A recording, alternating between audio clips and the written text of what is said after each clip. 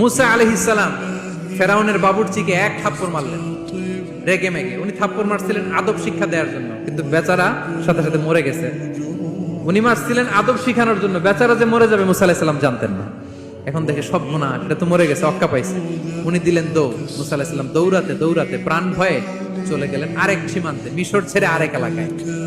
যে দেখে কিছু লোক ধাক্কাধাক্কি করে তাদের উটগুলোকে পানি খাওয়াচ্ছে, আর দুইটা মেয়ে পাশে চুপ করে বসে আছে।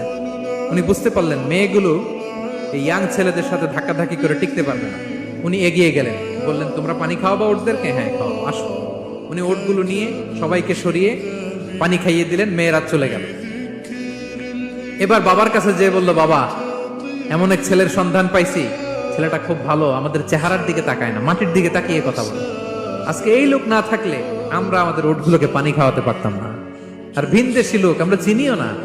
ইন্না খায়রা মান